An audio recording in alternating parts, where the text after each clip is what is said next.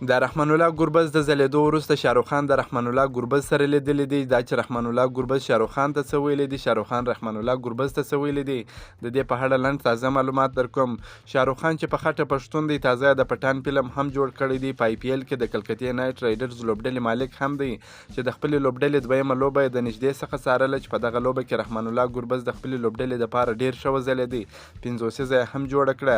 دا لوبې وروسته شاهرخ خان او رحمان الله ګربز سره ولیدل. دا لوبې څخه وروسته شاهرخ خان د خپلو ټولو لوبغاړو سره عکسونه واخیستل او ډېره خوشحالي یې څرګنده کړه، ځکه کلکتې په دویمه لوبه کې بریا خپله کړه. د رحمان الله ګربز سره یې هم عکسونه واخیستل او په میدان کې هم رحمان الله ګربز ته غېږ ورکړه چې دغه ویډیوګانې او عکسونه یې په ټولنیزو رسنیو کې ډېر لاس په لاس کېږي.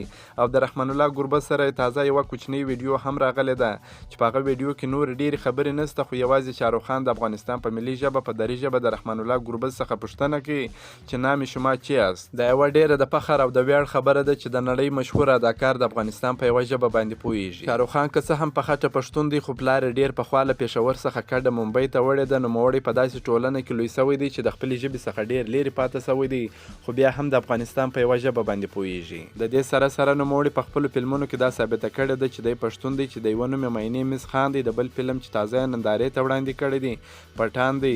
رحمان الله ګربز دغه کوچنۍ ویډیو په خپله فیسبوک پاڼه باندې خپره کړې ده او ډېر زیاته خوشحالۍ اظهار یې کړی دی. ده لیکلي دی چې داسې د نړۍ یو مشهور اداکار د افغانستان په یوه ژبه باندې لږ او ډېر پوهیږي. د یادولو وړ ده چې رحمان الله ګربز په لومړي ځل په IPL کې لوبیږي. نوموړی تېر کال هم د ګجرات ټاینټس لوبډلې سره و چې په کومه لوبه کې د لوبېدو چانس ورنه کړ.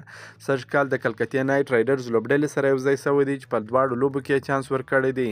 په لومړۍ لوبه کې 22 منډې جوړې کړې، په دویمه لوبه کې 50 منډې جوړې کړې چې د کلکتې په بریا سره ډېر مهم رول ادا کړ او خپله لوبډله تر بریا ورسول.